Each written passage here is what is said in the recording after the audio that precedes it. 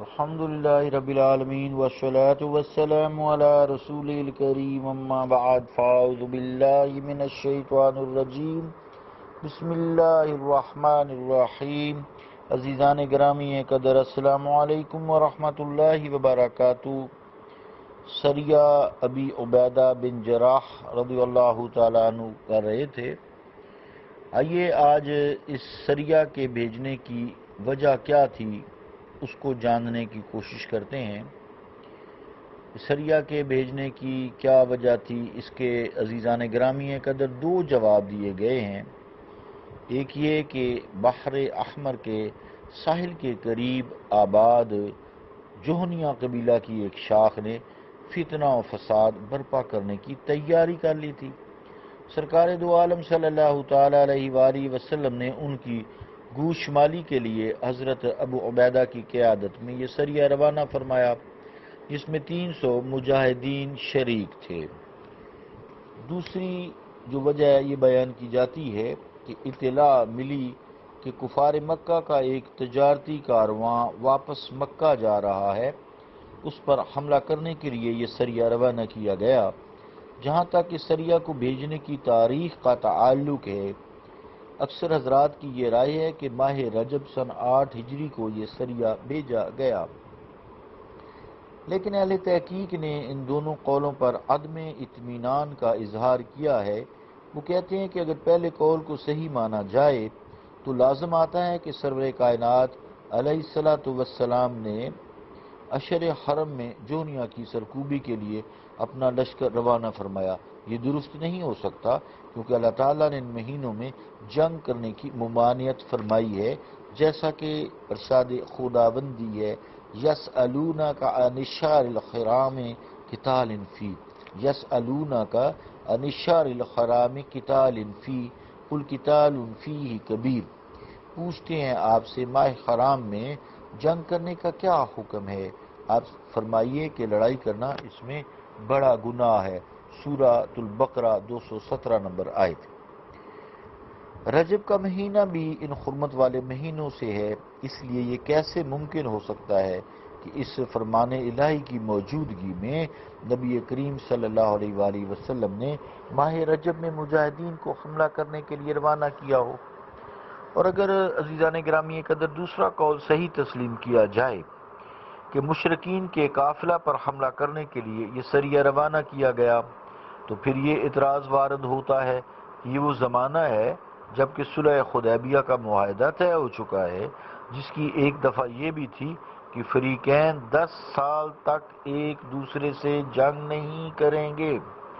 حضور نبی کریم علیہ السلام سے عہد شکنی کا تصور تک نہیں کیا جا سکتا۔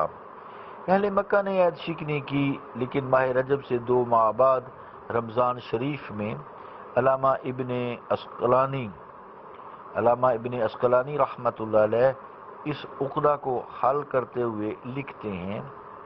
فرماتے ہیں لیکن تلقی ایر القریش ما یتصور ان یکون فی الوقت الذی ذکرہ ابن سعد فی رجب سنة 8 لأنهم كانوا حينئذ في الهدنة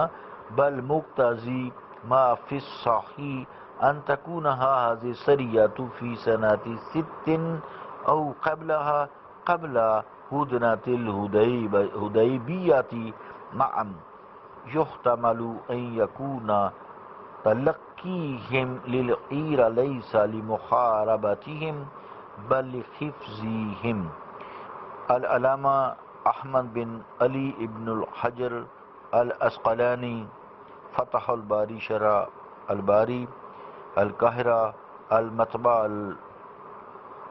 البہیہ المصریہ جلد 8 صفحہ 63۔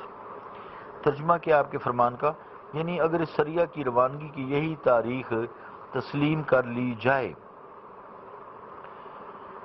تو پھر ہم اس سریہ کے بھیجنے کا تصور ہی نہیں کر سکتے، کیونکہ یہ وہ زمانہ ہے جب کہ صلح حدیبیہ کا معاہدہ طے ہو چکا تھا، جس میں ایک دفعہ یہ تھی کہ فریقین 10 سال تک ایک دوسرے پر حملہ نہیں کریں گے۔ نبی مکرم صلی اللہ علیہ وسلم کے بارے میں ایسی شکنی کا تو تصور بھی نہیں کیا جا سکتا، اس لیے ماننا پڑے گا کہ سریہ کی یہ تاریخ درست نہیں ہے۔ یہ سریہ صلح حدیبیہ طے کرنے کے بعد نہیں بلکہ اس سے پہلے سن 6 ہجری میں روانہ کیا گیا۔ علامہ ابن حجر عسقلانی نے اس کی ایک اور توجیہ بھی بیان کی ہے کہ اگر سریہ کے وقوع کی وہی تاریخ تسلیم کی جائے تو پھر اس سریہ کو بھیجنے کا مقصد اہل مکہ کے تجارتی قافلہ پر حملہ کرنا نہ تھا، بلکہ جونیا کی اس شاخ کی شر انگیزی سے بچانا تھا اور اس کی حفاظت کرنے کے لیے یہ سریہ روانہ کیا گیا۔ علامہ ابن حجر کی اس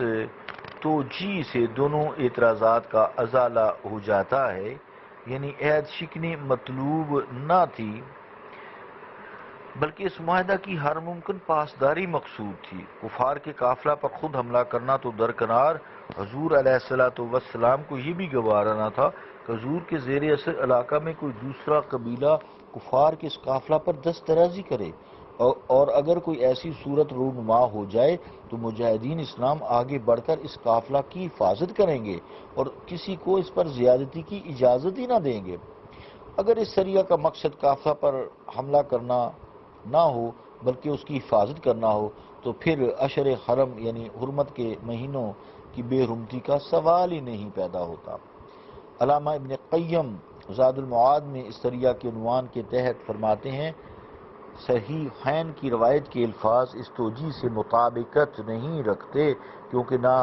صحیحین کے الفاظ سے واضح طور پر پتہ چلتا ہے کہ سریہ کا مقصد کفار کے اس تجارتی کارواں پر قبضہ کرنا تھا۔ آپ فرماتے ہیں فَإِنَّ فِي الصَّحِيحَيْنِ مِنْ حدیث جابر قال بعثنا رسول اللہ صلی اللہ علیہ وسلم فی 300 راکب امیر ابو عبیدہ ابن جراح نرصد عیر القریش۔ ابن قیم الجوزیہ زاد المعاد فی ہدی خیر العباد جلد 3 صفحہ 390۔ ترجمہ کیا ہے کہ جابر فرماتے ہیں کہ رسول اللہ صلی اللہ علیہ وآلہ وسلم نے ہمیں بھیجا، ہماری تعداد 300 تھی اور امیر لشکر حضرت ابو عبیدہ بن جراح تھے۔ مقصد یہ تھا کہ اس تجارتی قافلہ کے انتظار میں کسی کمین گاہ میں بیٹھ کر انتظار کریں تاکہ جب وہ ہماری زد میں آ جائے تو ہم اس پر حلہ بول دیں۔ لفظ رصد کی تشریح کرتے ہوئے المنجد کے مصنف رقم تراز ہے راسدہ قاد لہ علی الطریقۃ لیوقع بہ، یعنی کہ ترجمہ کیا ہے، کسی کے راستہ میں بیٹھنا، جب وہ زد میں آ جائے تو اس پر حملہ کر دیا جائے۔ اس لیے وہ روایت جو صحیحین میں بائیں الفاظ مروی ہے، ہم اس میں رد و بدل کے مجاز نہیں، لیکن ماہ رجب سن 8 ہجری کی تاریخ جو علامہ ابن سید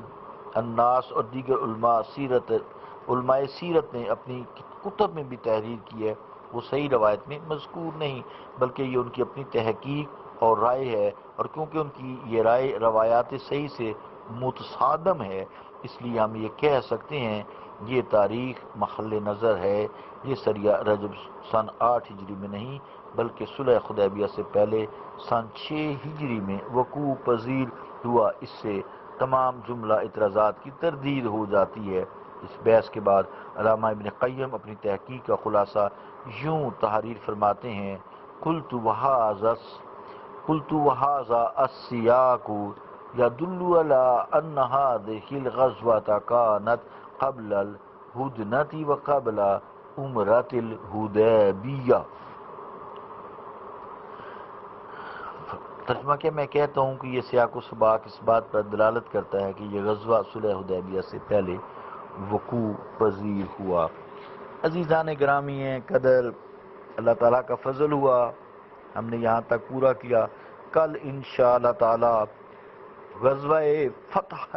مکہ ہم آغاز کریں گے۔ وَقُلْ جَاءَ الْحَقُّ وَزَهَقَ الْبَاطِلُ إِنَّ الْبَاطِلَ